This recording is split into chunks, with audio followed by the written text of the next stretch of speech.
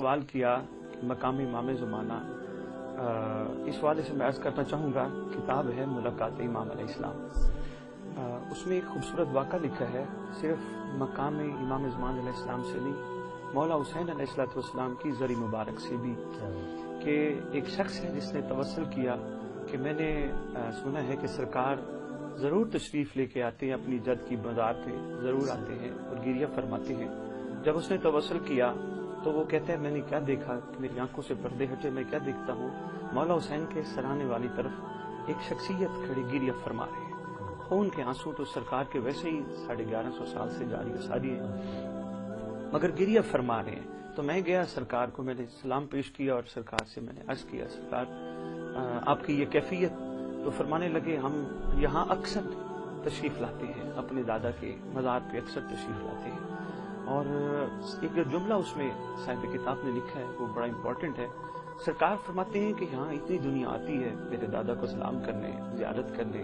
ثواب حاصل کرنے، اتنی دنیا آتی ہے، مگر بہت کم ایسے ہیں ان میں جن کو خون حسین کے وارث کا خیال ہو، یعنی میرا خیال بالکل کسی کو نہیں ہوتا۔ سارے آتے ہیں، سلام بھی کرتے ہیں، منتیں بھی مانتے ہیں، زیارات کے سارے امور سر انجام لاتے ہیں، مگر میری ذات کا کسی کو خیال احساس نہیں ہوتا۔ تو جو ضرورت ہے اس بات کی کہ لازمی جایا جائے کربلا، مگر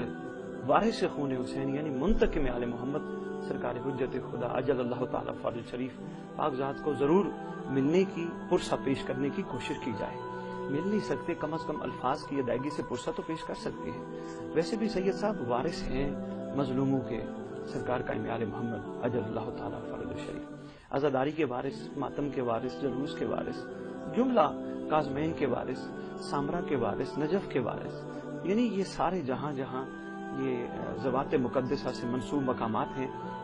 سرکار ان سب کے وارث ہیں۔ تو جب وارث ہو تو شاہ صاحب یہ ویسے بھی روٹین کا ایک تقاضا ہے، بندہ کسی سے ملنے جائے، جن مظلوموں کا پرسہ دینے جائے یا کسی کا افسوس کرنے جائے تو لازمی ان کے وارث کو ملتا ہے، یہ عام معاشرے کی روٹین میں شامل ہے۔ مثلا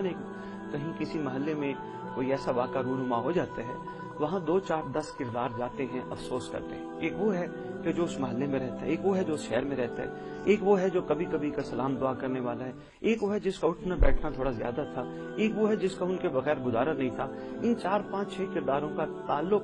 اس مقتول کے وارث کے ساتھ مختلف ہوگا۔ مثلا محلے والا جائے گا، فاتحہ پڑھے گا، وہاں دعا کرے گا، واپس آ جائے گا، شہر والا جائے گا، فاتحہ پڑھے گا، دعا کرے گا، واپس آ جائے گا۔ اسی طرح تعلق کے حساب سے سارے سلسلے چلتے رہیں گے، مگر جس کا تعلق مقتول کے ساتھ بہت زیادہ تھا وہ اس وارث سے صرف رو کے اور فاتحہ پڑھ کے نہیں آئے گا، یقیناً 2 3 باتیں ان سے کرے گا۔ یار آپ کے گھر کا نقصان بڑا ہوا ہے، بڑی تکلیف ہوئی ہے کہ جو آپ کے گھر کا یہ قتل ہوا ہے، یار میں آیا ہوں۔ تو وہ کہے گا جناب فاتحہ، وہ کہے گا ٹھیک ہے فاتحہ بھی پڑھتے ہیں، کھانا کا وہ کہے گا ٹھیک ہے کھانا بھی کھاتے ہیں، لیکن ایک بات جو بہت ضروری ہے کہ یار مجھے بتاؤ میرے لائق کیا حکم ہے، میں آپ کے لیے کیا کر سکتا ہوں، ایک کام ہونا تھا وہ ہو گیا، اب میرے لائق کیا ڈیوٹی ہے، میرے لائق کیا حکم ہے، میں حاضر ہوں۔ بے نہیں مومنین کو چاہیے، مومنات کو چاہیے، عزاداران کو چاہیے کہ جب بھی کربلا جائیں، جس مقام پہ بھی جائیں،